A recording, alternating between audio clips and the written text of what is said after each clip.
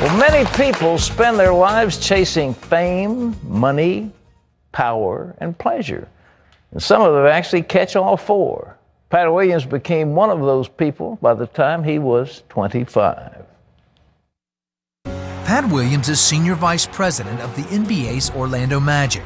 Throughout his successful career, Pat has known many sports figures who have lived their lives for money, fame, power, and pleasure, but ended up miserable. He was also one of those people. Then at the age of 25, Pat realized why his life had no meaning. Well, this man is one of the most prolific authors in America, and he's just written a new book, just being released now, called What Are You Living For?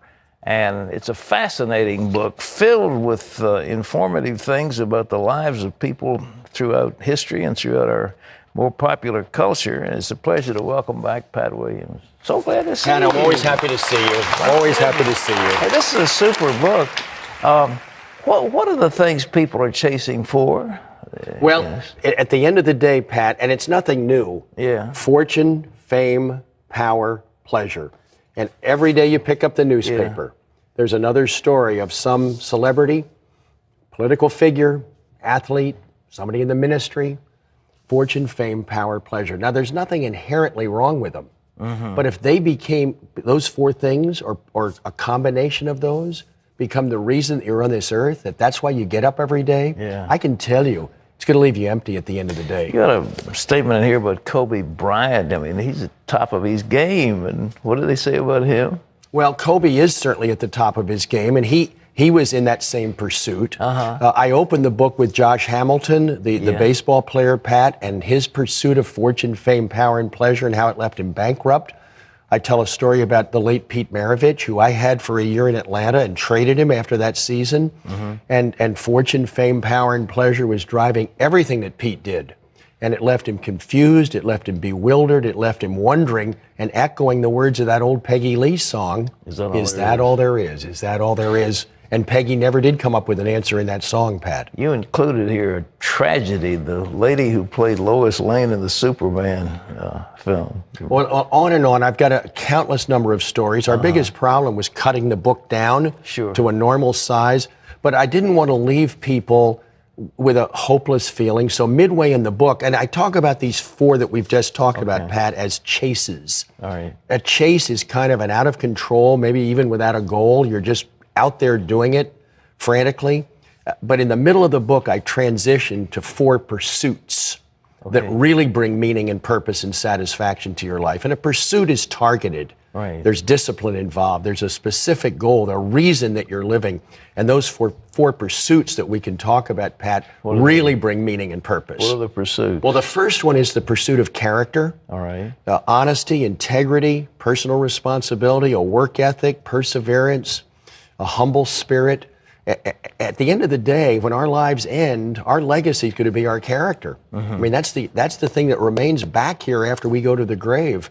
And so pursuing character every day is vital. It's not automatic. Right. And I don't care how long you live, you've got to be on top of that character issue every day. The second pursuit is the pursuit of influence. Every word that we say, every action we take with every human that we interface with is leaving an imprint on their life. And the influence that we have, even as normal people, is overwhelmingly powerful. Right. And we've got to be aware of that influence every day. The third pursuit is the pursuit of parenthood. We're going to be measured to a large degree at the end of our life by our children, our grandchildren. And we've got to be thinking every day, am I doing a good job parenting? How can I get better as a parent? Am I really teaching and training these young people under my tutelage? Am I getting them ready for a life of leadership? Am I teaching the right way to go about life? The pursuit of parenthood. And then the fourth pursuit is the pursuit of faith, our faith in God.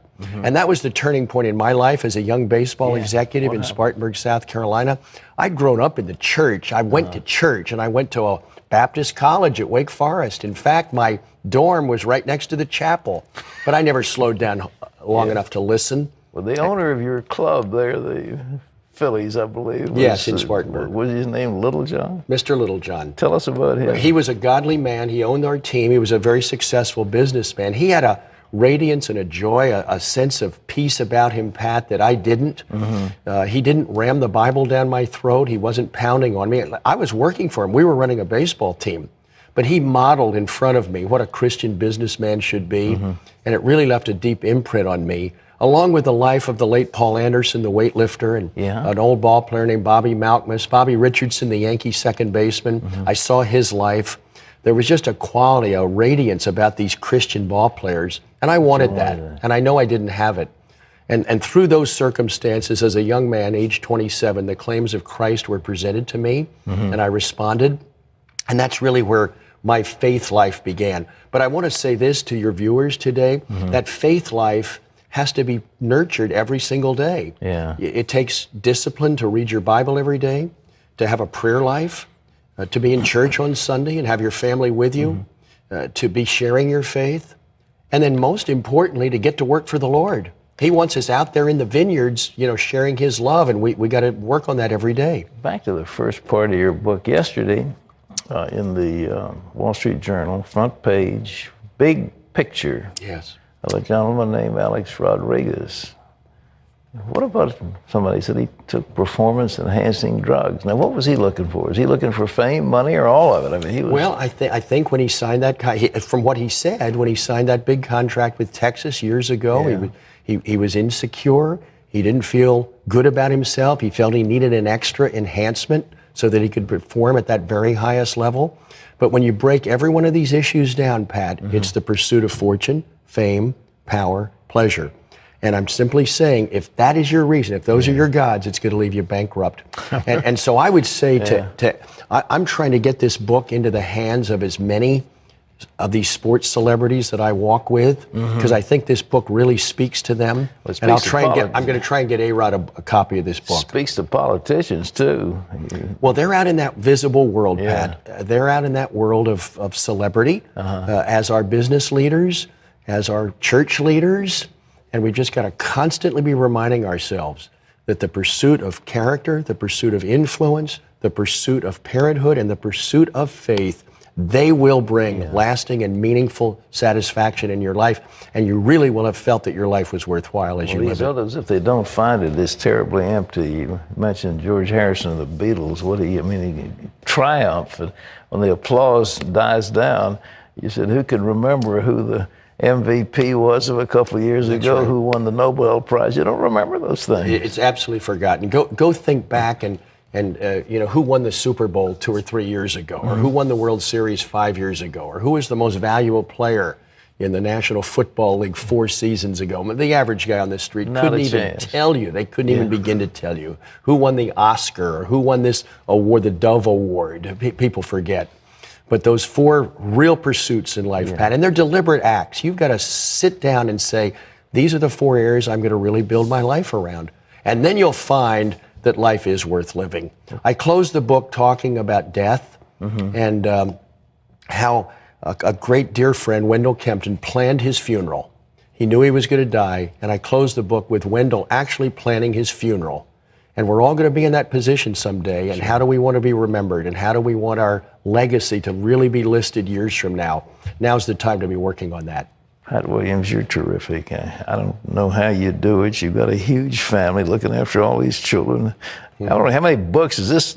20, 25? How many have you written? Pat, number 54 is coming out this spring. 54.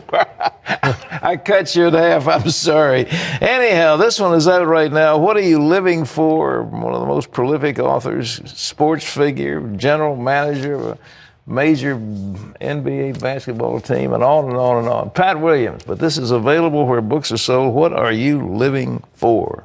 God bless you. Pat, I'm happy to see you. Always a joy to be with you. Well, you're terrific. You're Thank you, sir. Inspiration to all of us.